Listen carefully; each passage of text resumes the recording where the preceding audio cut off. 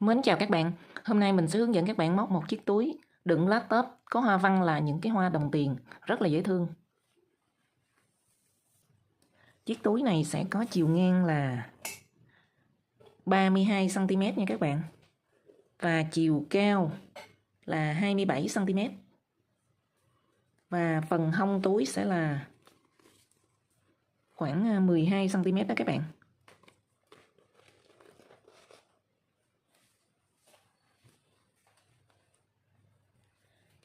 Chiếc túi này do mình thiết kế để đựng laptop nên các bạn sẽ sử dụng cái lót túi bên trong có cái phần quai may sẵn như thế này, phần quai da để mình đựng chiếc laptop nó hơi nặng chút xíu thì nó cũng an toàn nha các bạn.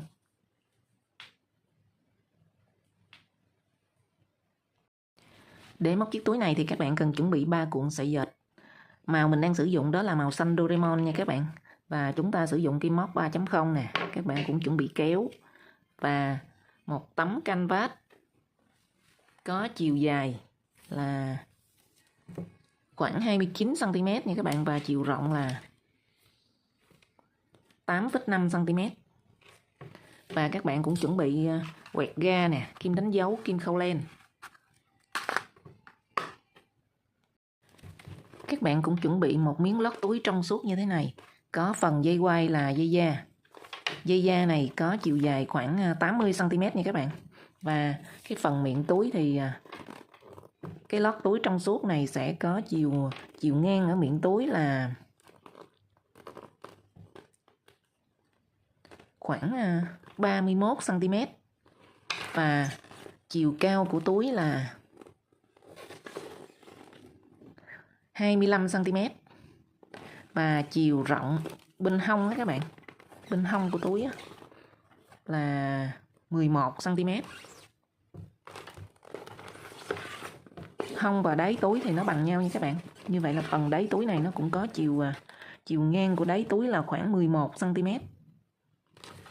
Do mình thao tác chiếc túi này để mà đựng laptop á, cái laptop nó hơi nặng nên mình sử dụng cái dây da này để có sức chịu, nó bền, nó chắc chắn hơn. Còn mình thao tác cái phần len thì nó không có được chắc chắn bằng cái dây da này ha. Nên các bạn chuẩn bị một miếng lót túi mà có quai sẵn như thế này.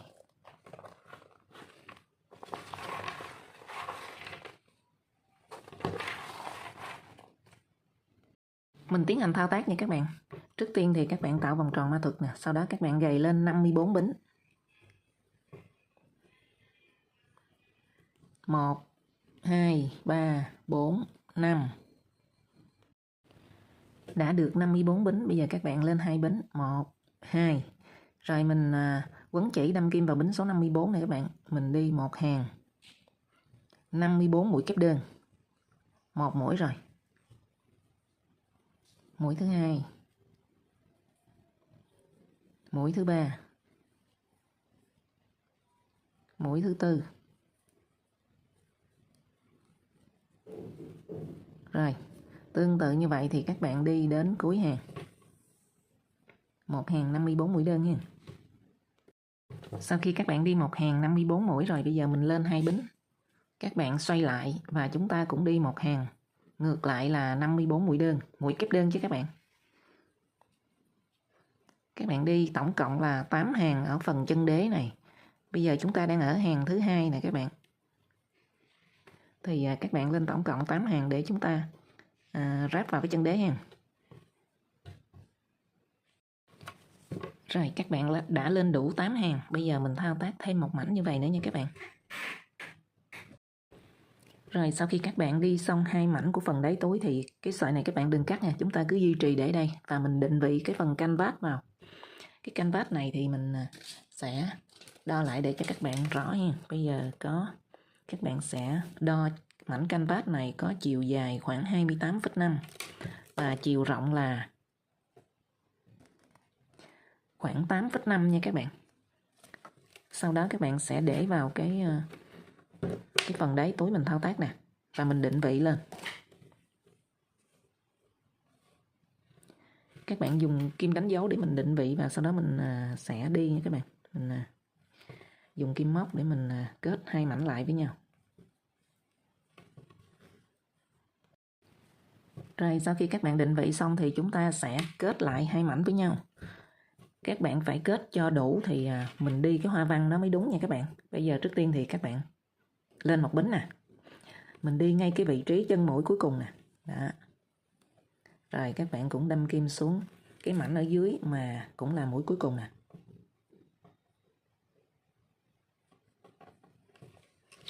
Các bạn kéo lên. Mình đi một mũi nè. Sau đó các bạn đi vào giữa cái phần thân của mũi kép đơn. Một mũi nè, là 2.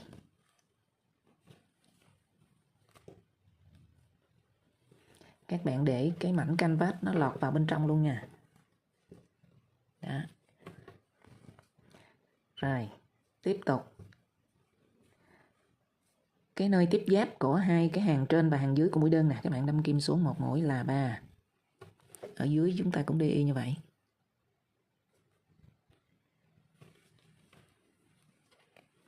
Rồi. Đến cái phần thân của mũi kép đơn là 4. Các bạn cứ tính như thế này, chúng ta có 8 hàng thì mỗi một hàng mình sẽ đi 2 mũi đơn ở phần chiều rộng của đáy túi hàng. Thì các bạn đi hết khoảng này chúng ta có 16 mũi. Rồi, chúng ta thao tác đến cuối hàng đến đây thì chúng ta gặp nhau nha các bạn.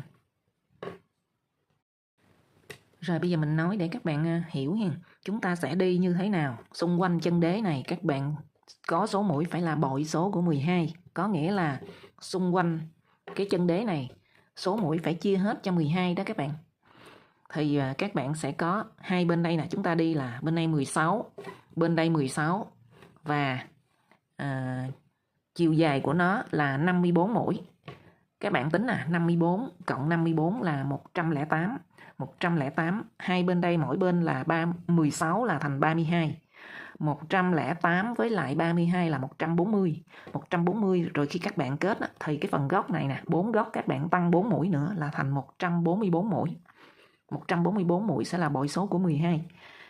Thì lúc đó mình đi hoa văn mới được nha các bạn. Nếu các bạn tính nó bị lệch thì nó không ra cái hoa văn đâu.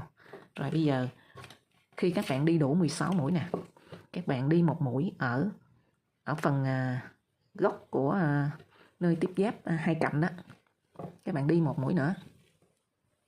Có nghĩa là mình tăng một mũi. Rồi sau đó các bạn đi cái đường chiều dài này nè là 54 mũi. Rồi các bạn thao tác nha.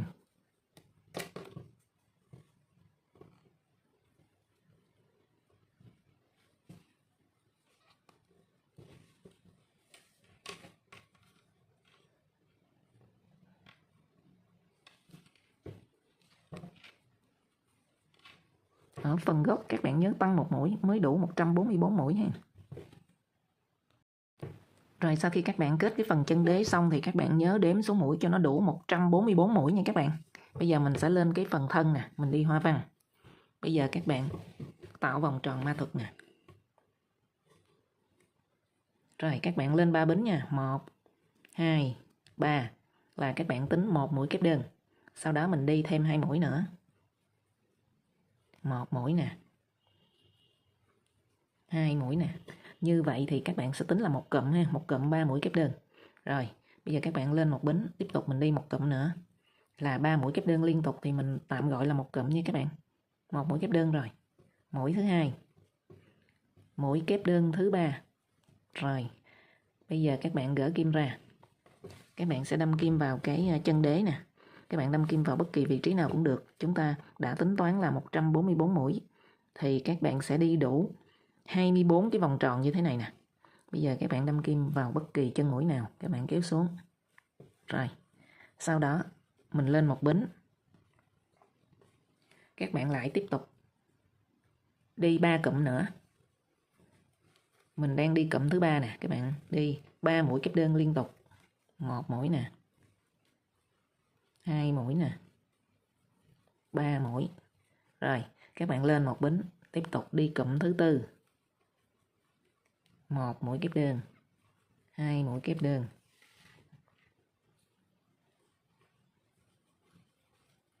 3 mũi kép đơn. Rồi, các bạn lên một bính. Mình đi cụm cuối cùng là cụm thứ 5. 1 mũi kép đơn. 2 mũi kép đơn, 3 mũi kép đơn. Rồi các bạn cũng lên một bính mình mới kết vòng nha các bạn. Trước khi kết vòng thì các bạn nắm cái sợi chỉ này, các bạn rút cũng vừa phải thôi, cũng không có quá siết. Sau đó các bạn kết vòng. Các bạn đếm nè.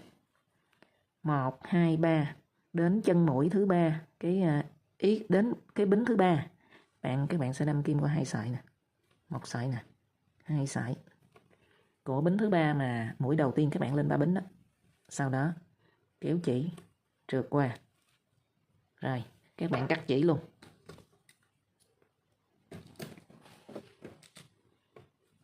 Mình giấu sợi chỉ luôn các bạn.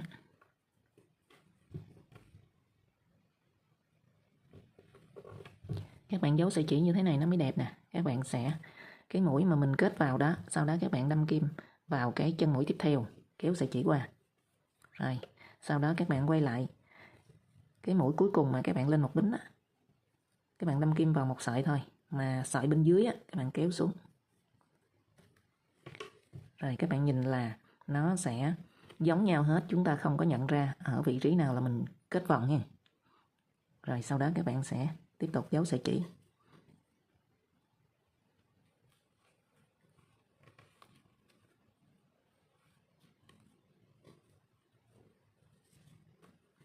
Các bạn lật phía sau nè, mình buộc lại.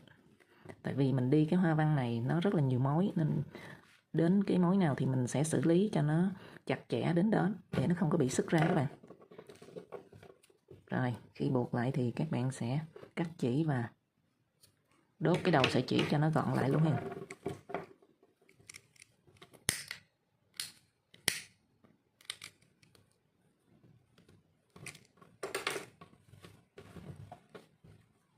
Rồi bây giờ mình tiếp tục đi cái hoa văn tiếp theo. Các bạn cũng tạo vòng tròn ma thuật, sau đó các bạn sẽ lên 3 bính. 1 2 3. Rồi các bạn đi thêm 2 mũi nữa là thành một cụm 3 mũi kép đơn. Rồi các bạn lên một bính, mình đi cụm tiếp theo. 1 mũi kép đơn nè, 2 mũi kép đơn.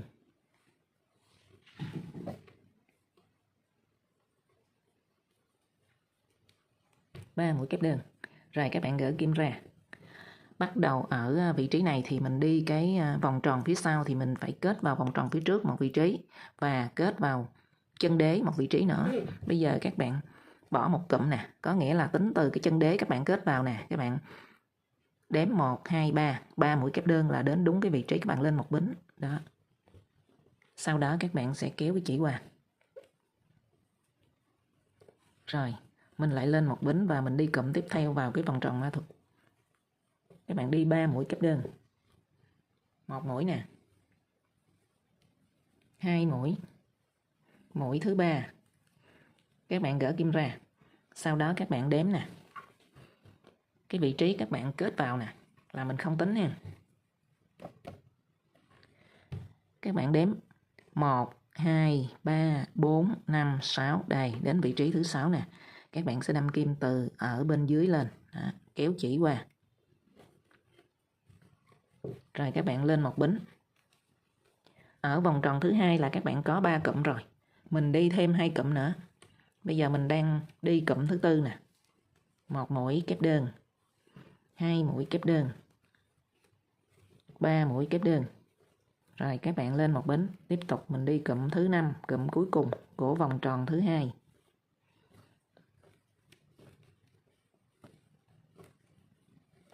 Rồi, các bạn trước khi kết vòng thì mình lên một bính. Rồi, các bạn nắm cái đầu của sợi chỉ nè, mình rút vừa phải thôi, các bạn không có rút mạnh quá, nó vừa đau tay mà nó cũng không có đẹp. Rút vừa phải. Rồi, bây giờ các bạn kết vòng thì chúng ta cũng kết vào cái vị trí bính thứ 3 các bạn. Đây các bạn nhìn nè, 1 nè, 2 3 nè, thì các bạn sẽ đâm kim qua 2 sợi. Kéo chỉ trượt qua. Rồi mình cắt chỉ luôn. Các bạn kéo chỉ lên và mình cũng giấu sợi chỉ giống như ở cái vòng tròn đầu tiên. Ở vị trí này là mình kết vòng nè, mình đâm kim qua cái mũi thứ hai, kéo chỉ qua, xoay lại, các bạn đâm kim vào cái mũi cuối cùng mà đâm kim vào một sợi ở bên dưới nè, kéo qua. Rồi các bạn thấy tất cả các mũi nó đều giống nhau. Rồi lúc này mình giấu sợi chỉ luôn.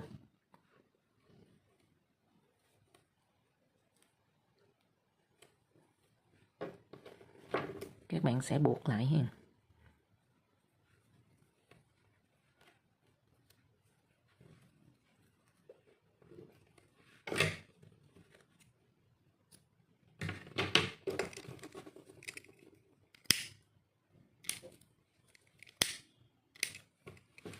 Rồi mình đã được 2 cái vòng tròn. Tiếp tục các bạn thao tác y như vậy. Vòng tròn thứ 3 thì mình cũng đi 2 cụm. Rồi để mình đi thêm một vòng nữa cho các bạn rõ hơn ha. Bây giờ mình cũng tạo vòng tròn mã thực nè. Các bạn lên 3 bính nè. Đi thêm 2 mũi nữa. 2 mũi kép đơn nữa là thành 1 cụm. Lên 1 bính, đi thêm 1 cụm nữa. 3 mũi kép đơn liên tục thì mình tạm gọi là 1 cụm nha các bạn.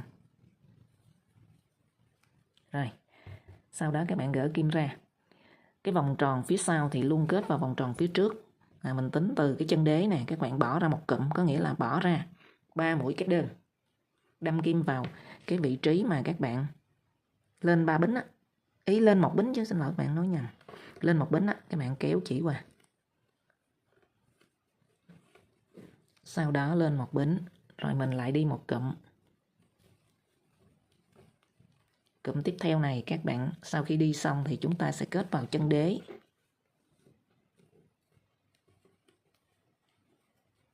Rồi, gỡ kim ra, các bạn cũng đếm nè. 1, 2, 3, 4, 5, 6 đến chân mũi thứ 6, các bạn đâm kim từ dưới lên, kéo sợi chỉ qua. Rồi, lên 1 bính.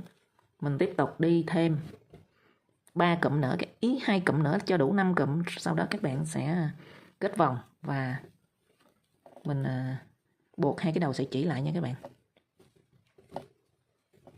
2 mũi, 3 mũi. Rồi, lên 1 bính tiếp tục đi cụm. Cụm cuối cùng của vòng tròn thứ 3.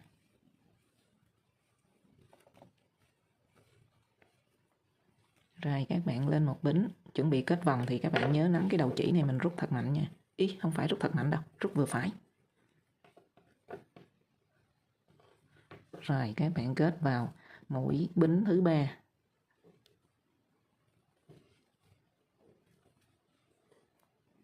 Rồi các bạn cắt chỉ.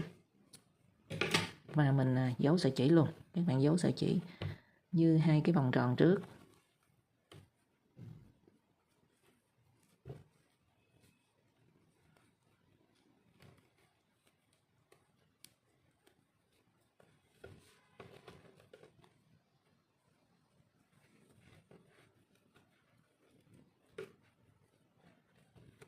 Rồi, tương tự như vậy thì các bạn đi tròn vòng cái phần chân đế này là 24 cái vòng tròn này nha các bạn. Rồi sau khi chúng ta thao tác đến cái vòng tròn cuối cùng mình sẽ gặp nhau nha. Rồi sau khi các bạn đi xung quanh phần đáy túi này chúng ta có 24 cái vòng tròn như thế này nha các bạn. Bây giờ mình sẽ lên cái phần hoa văn cái vòng tròn ở bên trên. Bây giờ mình quay cận để cho các bạn dễ nhìn ha. Các bạn cũng tạo vòng tròn ma thuật nè. Lên 3 bính. Rồi các bạn đi 2 mũi kép đơn để thành 1 cụm ha. 3 bính là tính 1 mũi kép đơn, sau đó các bạn đi 2 mũi kép đơn nữa là thành 3, là chúng ta được 1 cụm rồi. Các bạn gỡ kim ra. Các bạn bắt đầu từ đâu cũng được hết. Bây giờ mình sẽ bắt đầu từ giữa này đi các bạn. Các bạn phần tiếp giáp giữa 2 cái vòng tròn thì các bạn bỏ 1 cụm ha, mình đếm ngược lại nè. Đây. Các bạn sẽ đâm kim, kéo chỉ lên. Rồi, các bạn lên 1 bính, mình đi cụm tiếp theo.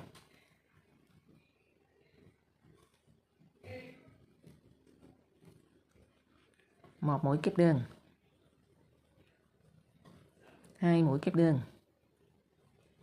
3 mũi kép đơn rồi các bạn gỡ kim ra. Các bạn sẽ kết vào cái vòng tròn tiếp theo. Các bạn đếm là 1, 2, 3, tức là bỏ một cụm. Các bạn sẽ đâm kim qua, kéo chỉ lên. Rồi, các bạn lên một bính. Mình sẽ đi 3 cụm nữa. 1 mũi kép đơn nè, 2 mũi kép đơn nè, 3 mũi kép đơn. Các bạn lên một bính và mình đi thêm 2 cụm nữa nha các bạn. Rồi sau khi các bạn đi cái vòng tròn đầu tiên của hàng thứ hai, bây giờ các bạn đi tiếp nha. Mình tạo vòng tròn mã thuật nè. Các bạn lên 3 bính. Các bạn sẽ đi 2 mũi kép đơn nữa để thành một cụm nè.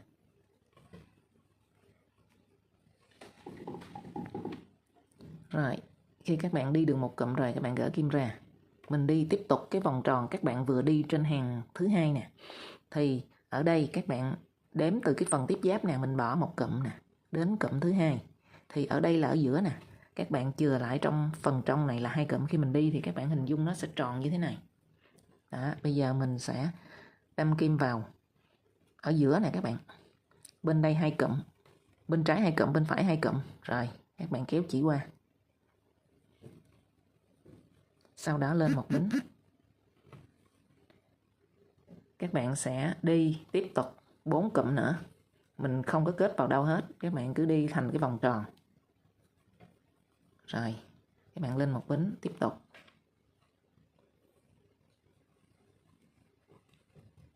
Các bạn đi đủ 5 cụm nha. Rồi các bạn đi vòng tròn tiếp theo là các bạn tính đây hàng thứ hai là một vòng nè, cái lên một vòng nữa là 2 rồi. Bây giờ mình đi vòng tròn thứ 3. Các bạn cũng tạo vòng tròn mã thuật nè, sau đó lên 3 bính. Tiếp tục đi 2 mũi kép đơn nữa. 1 mũi rồi.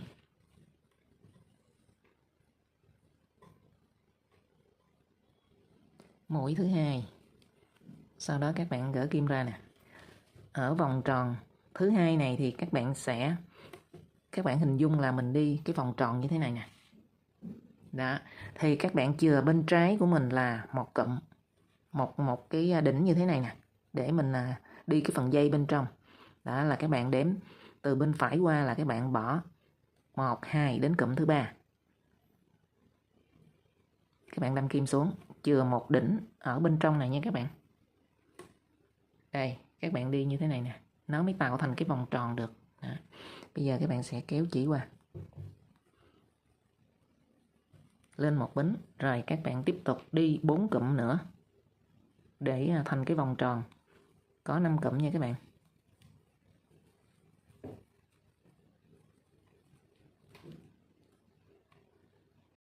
Rồi, các bạn đi xong vòng tròn thứ 3, mình tính từ hàng thứ hai các bạn đi là 1, 2, 3 rồi. Bắt đầu tới vòng tròn thứ 4 thì các bạn cũng tạo vòng tròn ma thuật và mình đi một cụm 3 mũi kép đơn nha. Sau đó các bạn cũng chừa một bính ở bên trái nè. Còn các bạn đếm bên phải qua là 1 cụm, 2 cụm đến cụm thứ 3 nè. Các bạn đâm kim xuống, kéo chỉ lên. Lên một bính.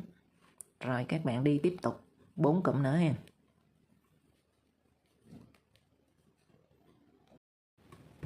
Rồi sau khi các bạn đi vòng tròn thứ 4, bây giờ mình lên vòng tròn thứ 5. Các bạn hình dung như thế này nè. Đó.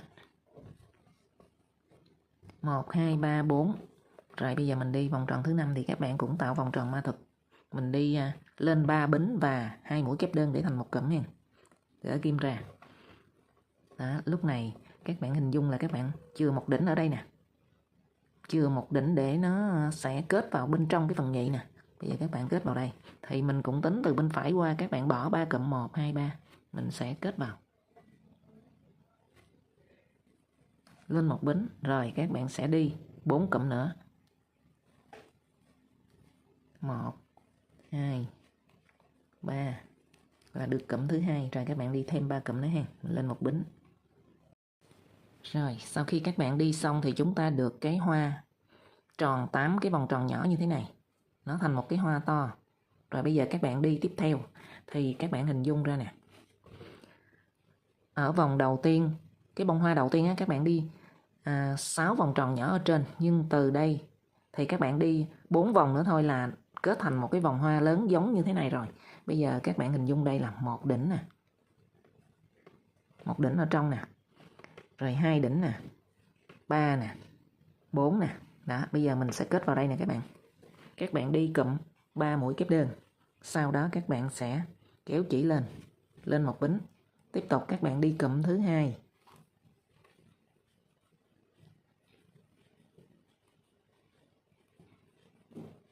Rồi gỡ kim ra, các bạn sẽ đâm kim vào cái vòng tròn tiếp theo của chân đế nè. Các bạn kéo chỉ qua. Rồi lên một bính. Rồi chúng ta tiếp tục đi 3 cụm nữa các bạn. Rồi sau khi các bạn đi các bạn đang đi cái hoa thứ hai ha, cái hoa lớn thứ hai. Bây giờ mình hoa thứ hai thì các bạn chỉ cần đi 4 vòng tròn nhỏ nữa thôi. Mình đi vòng tròn thứ nhất nè. Bây giờ các bạn đi vòng tròn thứ hai thì các bạn cũng đi một cụm nè. Sau đó mình chừa một đỉnh ở bên trong này các bạn. Sau đó các bạn đếm nè, bỏ cũng là bỏ 3 cụm, 1 2 3. Rồi. Các bạn sẽ đâm kim vào cái đỉnh tiếp theo nè, bỏ. Các bạn bỏ là 1 2 cụm chứ, các bạn bỏ 2 cụm, 1 2. Rồi.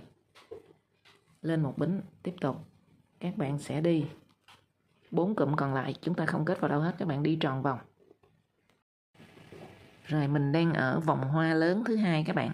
Các bạn đi chỉ cần 4 cái vòng tròn nhỏ nữa là đủ. Bây giờ mình đi 2 vòng rồi, bây giờ lên vòng thứ ba.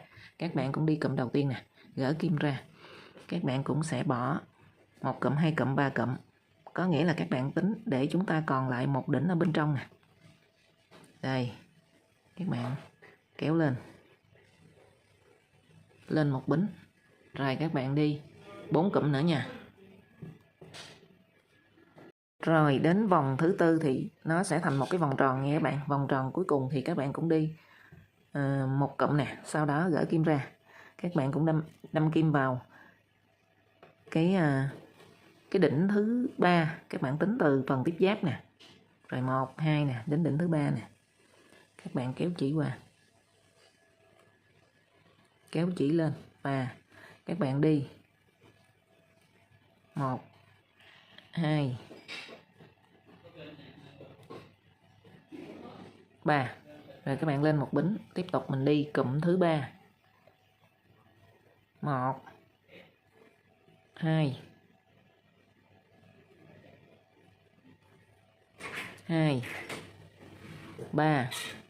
Rồi các bạn gỡ kim ra.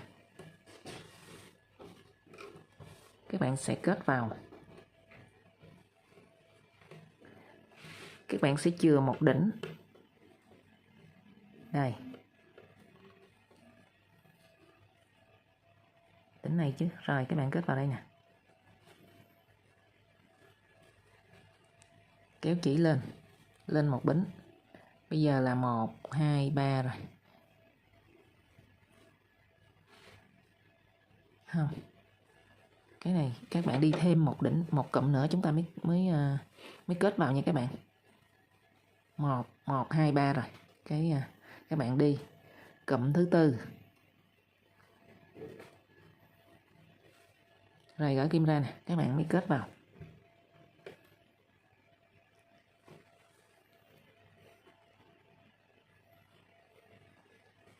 Rồi lên một bính. Các bạn đi cụm cuối cùng. 1 2 3. Rồi lên một bính, các bạn sẽ kết vào. Các bạn đâm kim vào bính thứ ba, cái mũi đầu tiên các bạn đi á. Trượt qua. Cắt chỉ. Các bạn rút.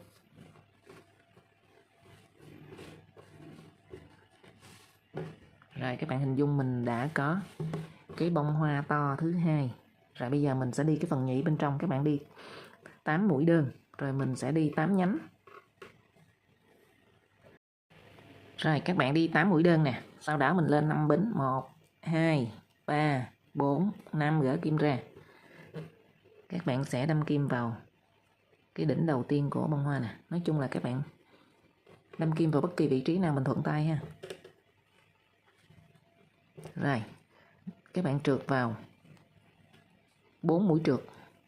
1 2 3 4. Rồi các bạn sẽ trượt vào chân mũi tiếp theo nha.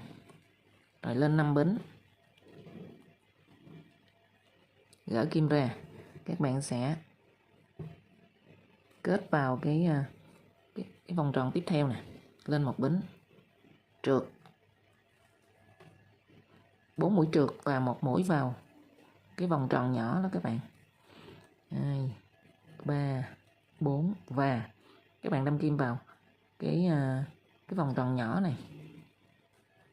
Rồi tương tự như vậy thì ở trong này là cái vòng tròn trong là 8 chân mũi, thì các bạn sẽ đi ra 8 nhánh. Đó các bạn.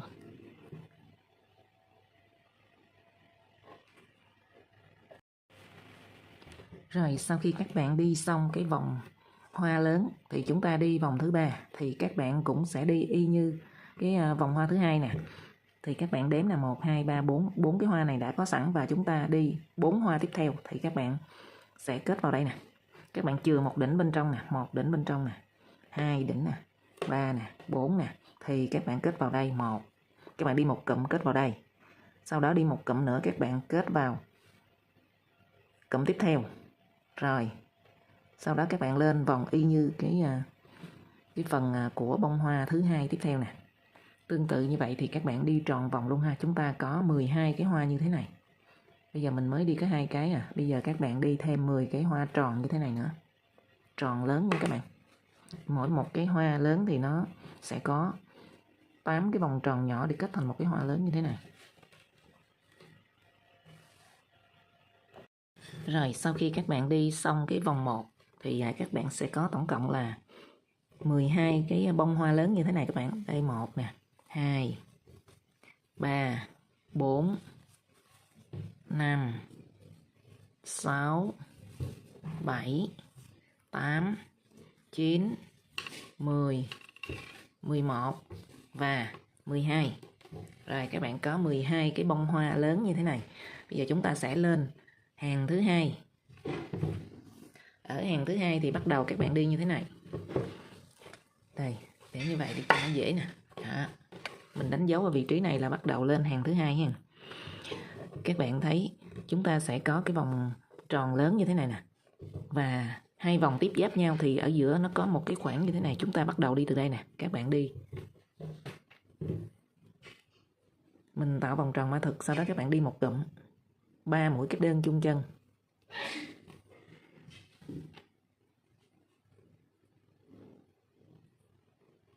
Một, 2, 3 rồi.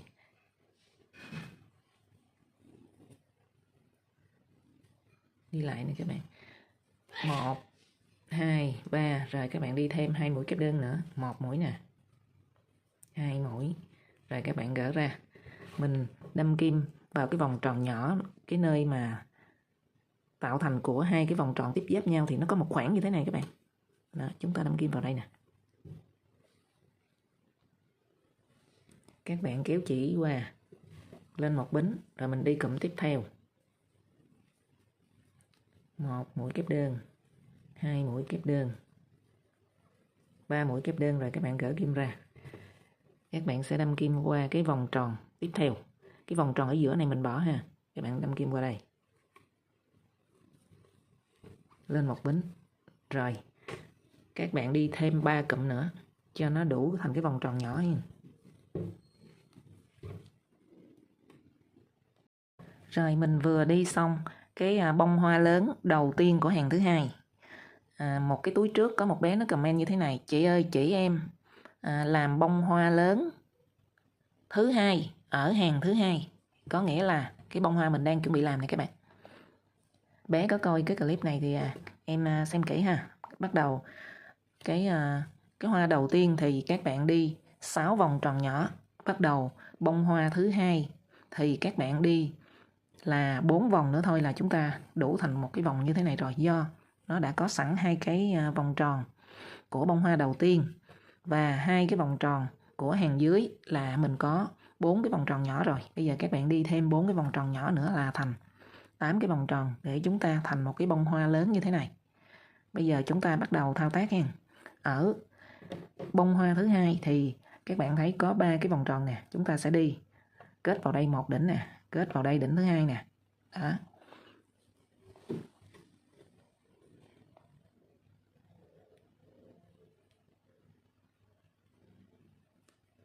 Các bạn đi cụm đầu tiên.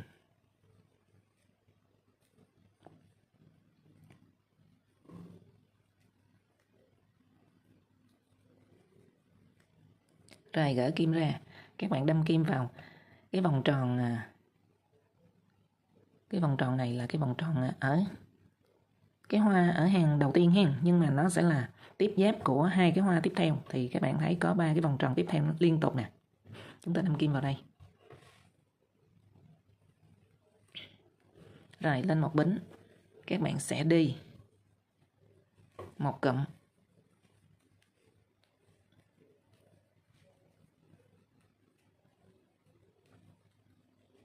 Rồi gỡ kim ra, các bạn sẽ kết vào cái vòng tròn dưới này, mình không có động tới nó ha. Các bạn kết vào cái vòng tròn phía bên đây, phía bên tay phải nè. Lên một bính. Rồi các bạn tiếp tục đi 3 cụm nữa để thành một cái vòng tròn như thế này nha các bạn. Rồi các bạn đang đi bông hoa thứ hai ở hàng thứ hai, và mình đi vòng tròn đầu tiên cho bông hoa thứ hai này các bạn, là các bạn kết vào 3 cái vòng tròn ở dưới nè. Rồi bây giờ các bạn sẽ đi tiếp tục nè. Các bạn sẽ đi tiếp tục nè. Các bạn đi vòng tròn, mình chừa một đỉnh ở bên trong và mình sẽ kết vào. Các bạn kết vào đây nè, chừa một đỉnh ở bên trong này các bạn.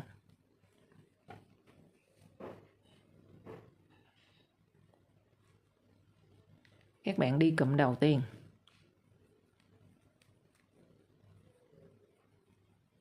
Các bạn gỡ kim ra.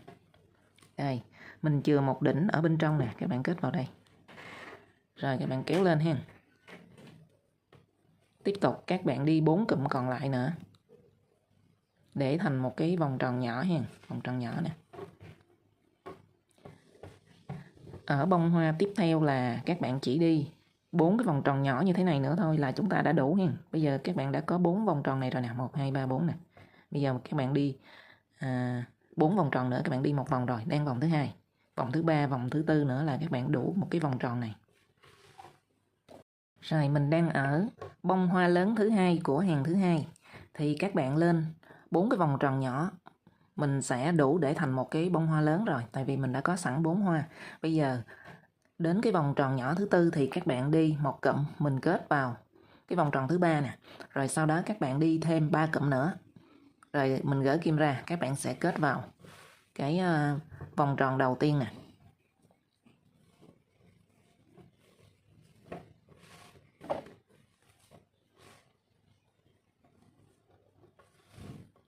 Các bạn cũng chừa một đỉnh. Chừa một đỉnh ở vị trí này. Rồi các bạn kết vào đây.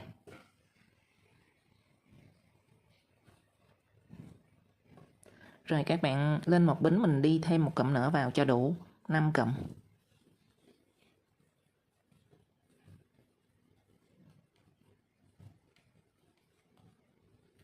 Rồi mình kết vòng nha các bạn. 1 2 3. Bính thứ ba này là các bạn kết vào.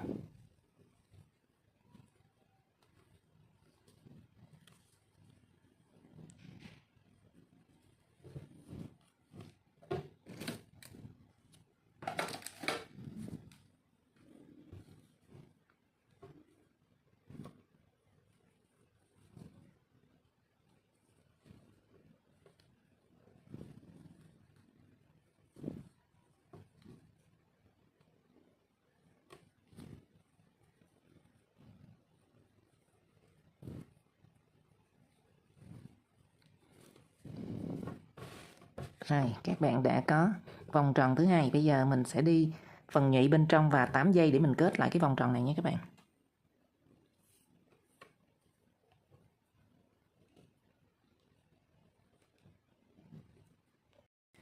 Rồi các bạn vừa xong cái bông hoa lớn thứ hai ở hàng thứ hai. Bây giờ mình sẽ đi tiếp tục bông hoa thứ ba, thì các bạn sẽ đi một cụm, các bạn kết vào đây, chừa một đỉnh ngay đây để các bạn đi cái phần dây bên trong nha. Các bạn kết vào đây, sau đó đi thêm một cụm nữa, các bạn kết vào vị trí này và đi thêm 4 cụm nữa để thành tròn vòng, là các bạn lặp lại giống như cái bông hoa thứ hai nè. Và sau đó chúng ta đi thêm 3 cái vòng tròn lên đây nữa nè. Thế các bạn kết vào đây. Đó. Các bạn nhớ kết vào thì mình sẽ chừa những cái đỉnh bên trong như thế này để các bạn làm cái phần dây 8 dây bên trong này. Rồi tương tự như vậy thì các bạn đi tròn vòng 2 và chúng ta lên vòng 3 thì các bạn cũng y vậy. Lên vòng 3 thì các bạn cũng bắt đầu kết từ vị trí này. Rồi kết vào vị trí này. Rồi các bạn lên luôn vòng 3 ha. Chúng ta gặp nhau sau khi kết thúc vòng 3. Mình đang ở bông hoa cuối cùng của vòng 3. Thì ở 2 vòng đầu mình quên nhắc các bạn, đó là cái hoa cuối cùng thì chúng ta đi 2 cái vòng tròn nhỏ nữa thôi là đủ, do đã có 2 vòng tròn ở hoa đầu tiên, 2 vòng tròn ở hoa cuối cùng và 2 vòng tròn của cái hàng thứ hai. Thành ra là các bạn đã có sẵn 4 cái, có sẵn là 6 cái vòng tròn nhỏ rồi, chúng ta đi thêm 2 cái vòng tròn nhỏ ở trên nữa là đủ ha. Đây, bây giờ các bạn đi một vòng nữa, các bạn kết vào đây.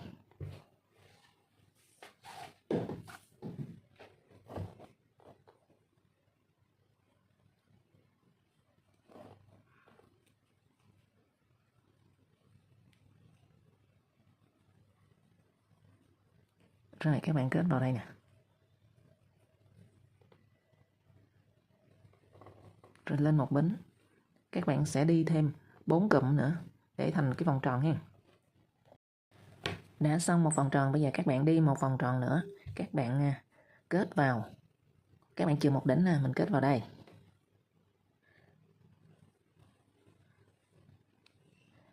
Rồi các bạn đi 3 cụm nữa, các bạn sẽ kết vào vị trí ở đây và chừa một đỉnh ở bên trong để chúng ta đi phần nhánh bên trong đó các bạn.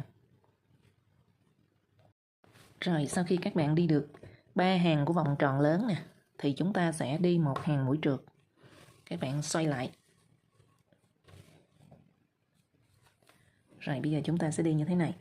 Ở 2 vòng tròn liên tiếp thì các bạn đi bình thường. Đến khi mà 3 cái vòng tròn như thế này thì các bạn sẽ kết từ đỉnh của vòng tròn bên tay phải. Và các bạn kết qua cái đỉnh của vòng tròn bên tay trái. Đây, đỉnh ở đây. Rồi, bây giờ các bạn sẽ đi ha. Mình bắt đầu từ ở giữa này đi, hai cái vòng tròn liên tục nè thì các bạn bắt đầu lên một bính nè. Rồi có bao nhiêu mũi thì các bạn trượt bấy nhiêu mũi ha. Rồi đến cái phần mà đỉnh thì các bạn kết lại thôi. Đây, các bạn trượt vào cái đỉnh này luôn. Sau đó các bạn kết qua cái đỉnh của vòng tròn bên trái nè. Rồi đó, tiếp tục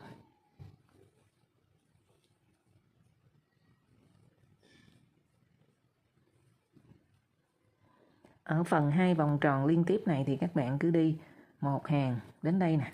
Cái mũi ngay giữa này các bạn sẽ cũng đi một mũi trượt luôn.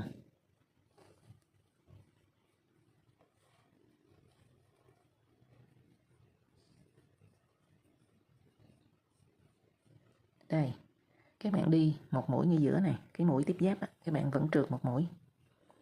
Tiếp tục.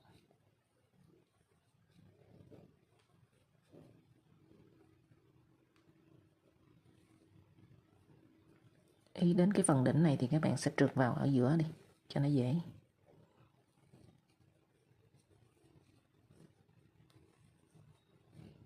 Rồi đến phần đỉnh này các bạn trượt vào. Sau đó mình lại trượt qua cái vòng tròn bên trái nè, cũng là phần đỉnh đây. Các bạn trượt. Rồi, khi mà trượt rồi thì các bạn nhớ, các bạn đừng có bỏ cái mũi này. Cái mũi này các bạn trượt luôn.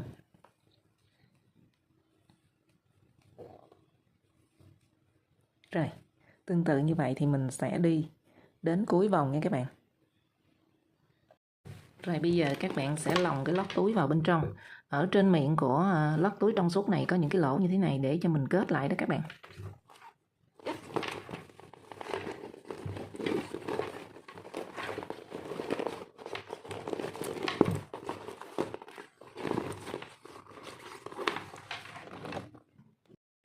Bây giờ các bạn dùng kim đánh dấu để định vị. Trước khi chúng ta khâu thì ở phần hông túi nè, các bạn sẽ định vị là 4 cái hoa văn. Ở hoa văn đầu tiên này là các bạn kết vào ngay cái phần gốc, rồi sau đó là 2 cái hoa văn tiếp theo 2 vòng tròn nè, rồi tới cái vòng tròn thứ tư thì các bạn cũng kết ngay gốc.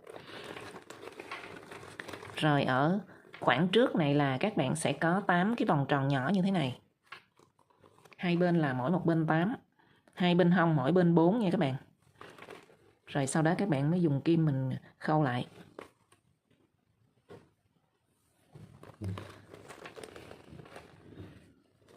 Bây giờ các bạn khâu như thế này.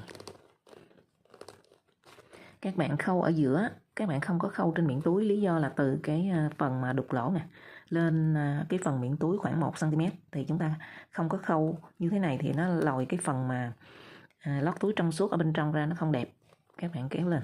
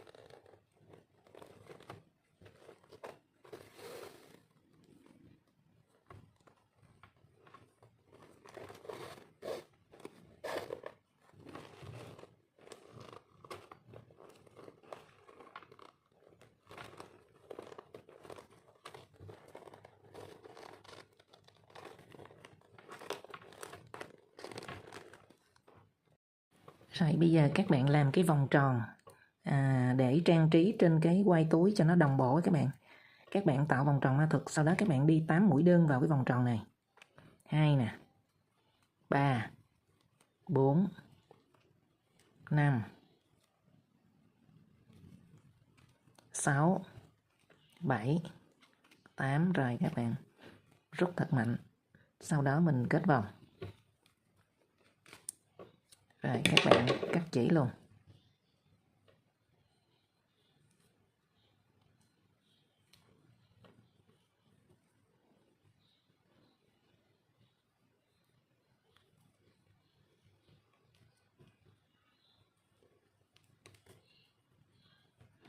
Rồi các bạn làm rất là nhiều vòng, khoảng tầm 40 vòng tròn nhỏ nhỏ như thế này. Và các bạn sẽ kết lại. Đây.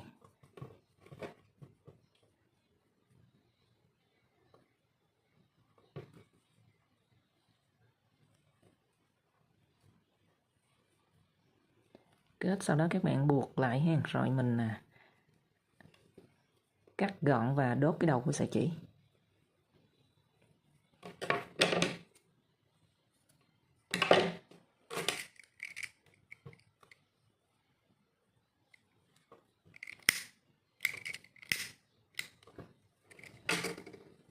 Rồi sau đó các bạn sẽ dán vào cái phần quai.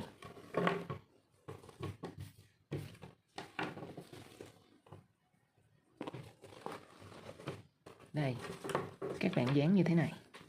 Mình đã dán một quai rồi. Bây giờ các bạn sẽ dán một quai còn lại ha.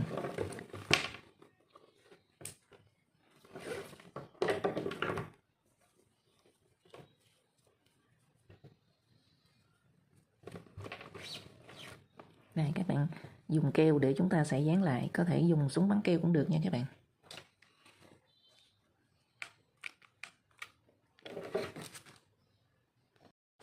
Rồi, phần quai mình dán xong thì nó như thế này các bạn, rất là xinh luôn.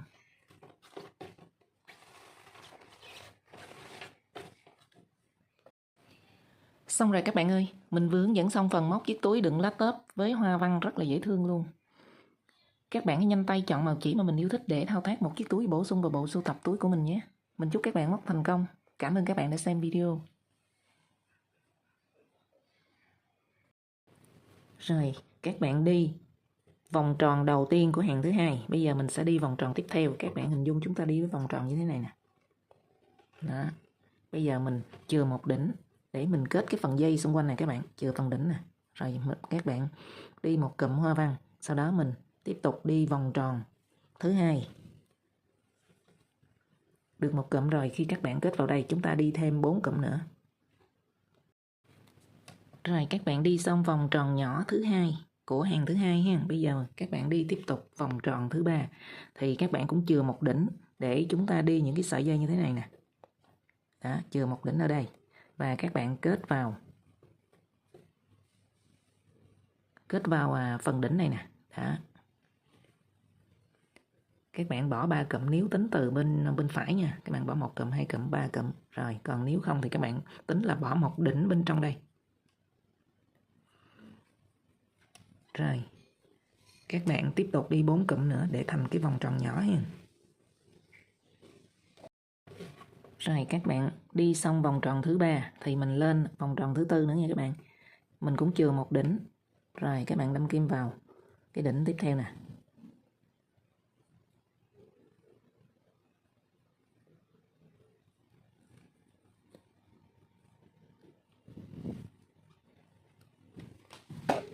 Xong các bạn đi thêm 4 cụm nữa.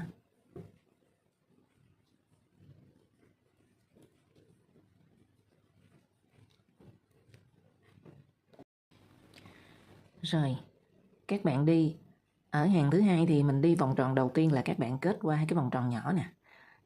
Vòng tròn thứ hai, thứ ba, thứ tư, thứ năm các bạn đi giống nhau, chúng ta sẽ chừa một đỉnh ở bên trong như thế này.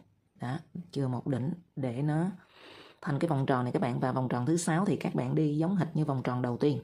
Các bạn đi như thế này. Mình tạo vòng tròn ma thực, sau đó các bạn sẽ đi một cụm đầu tiên đi.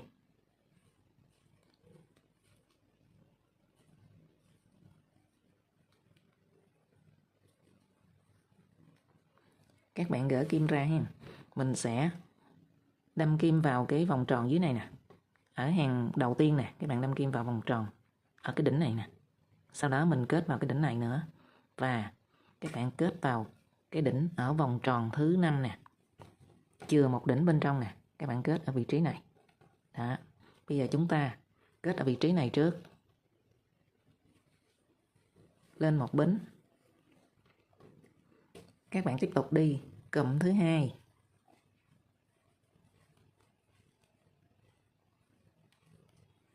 Rồi gỡ kim ra. Các bạn đâm kim vào cái vòng tròn tiếp theo nè. Kéo chỉ lên một bính, tiếp tục đi 2 cụm liên tục nữa các bạn.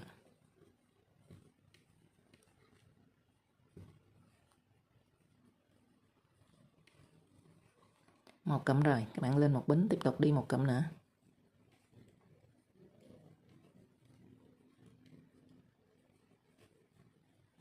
Rồi gỡ kim ra. Các bạn sẽ kết vào đây, kết vào cái vòng tròn thứ 5 nè. Đó. Các bạn chừa một đỉnh bên trong ha, sau đó mình lòn kim kéo lên.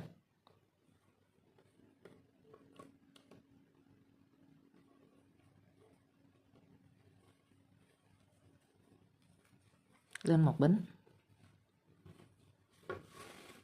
Các bạn xoay lại nè. Mình đi một cụm nữa.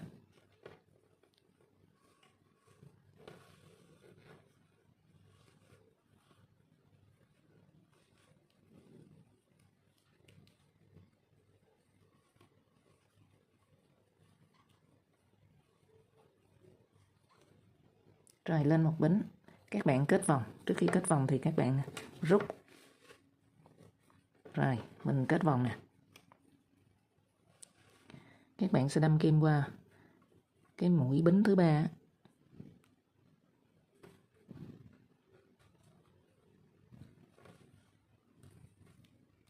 Trượt lên.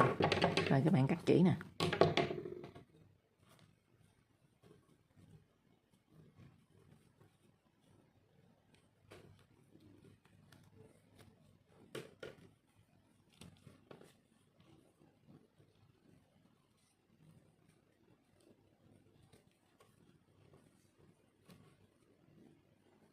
Các bạn buộc lại nha.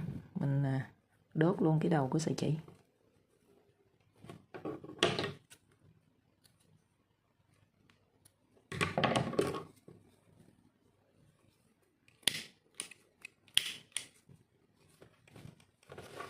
Rồi, các bạn đã được một bông hoa lớn thứ hai.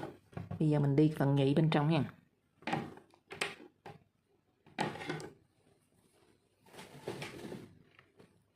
Các bạn tạo vòng tròn mã thuật nè, mình đi 8 mũi đơn vào cái vòng tròn này. 1 2 3 4 5 6 7 8. Rồi, các bạn kết vòng.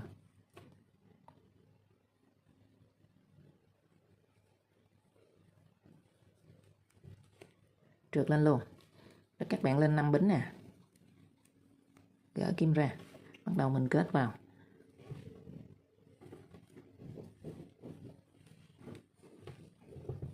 Lên một bính và các bạn trượt 4 mũi. Một mũi nè. 2 3 4. Rồi các bạn đâm kim vào chân mũi tiếp theo. Kéo chỉ lên. Rồi các bạn tiếp tục lên 5 bính. Gỡ kim ra. Các bạn đâm kim vào cái vòng tròn tiếp theo. Kéo chỉ lên. Lên một bính. Tiếp tục trượt vào 4 mũi và 1 mũi ở vòng tròn nhỏ bên trong nha các bạn. 4 mũi nè. Rồi trượt vào chân mũi tiếp theo của vòng tròn 8 mũi đơn đó. Tiếp tục lên 5 bính. Gỡ kim ra. Kết vào cái đỉnh của vòng tròn tiếp theo nè. Lên một bính, trượt 4 mũi và 1 mũi trượt vào cái vòng tròn này nữa là tổng cộng 5 mũi trượt nha các bạn. 4 mũi trượt ở phần dây này và 1 mũi trượt ở vòng tròn nhỏ.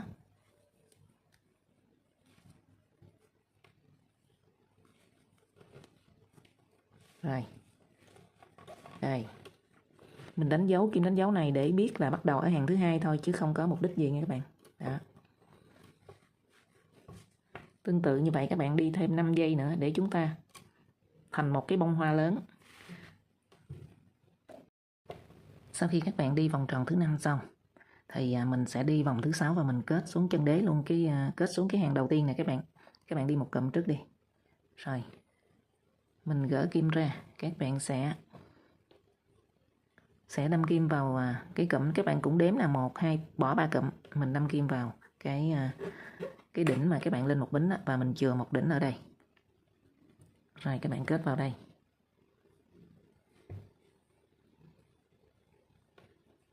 Rồi lên một bính, các bạn tiếp tục đi cụm thứ hai.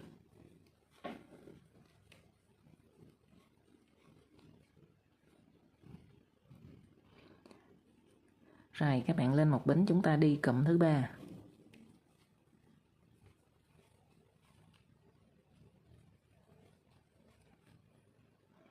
Bây giờ các bạn gỡ kim ra, các bạn nhớ lôi cái sợi chỉ nằm lên trên nha.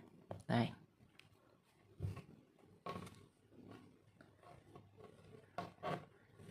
Rồi lúc này gỡ kim ra thì các bạn sẽ đâm kim vào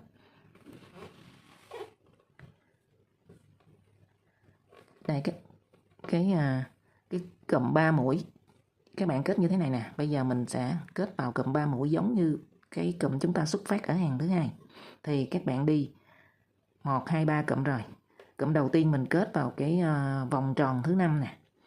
Rồi sau đó các bạn đi 2 cụm nữa, gỡ kim ra.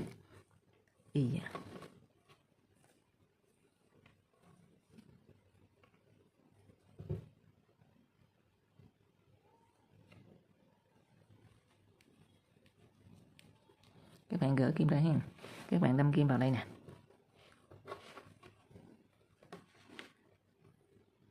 Bây giờ mình đi 2 cái vòng tròn dưới chân đế này nè. Nó giống như cái 2 vòng tròn ở chân đế kế bên nè. Có nghĩa là các bạn kết vào đây.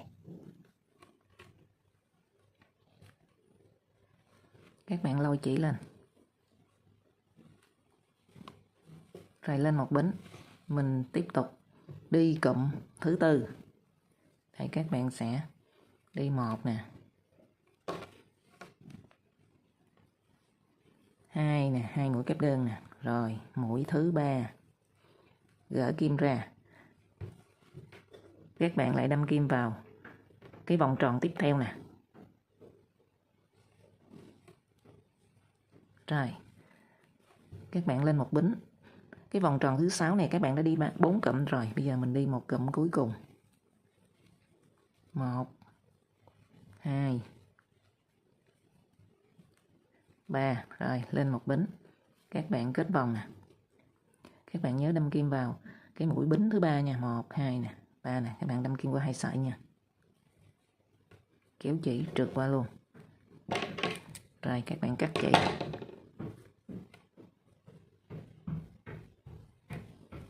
Mình rút cái sợi chỉ.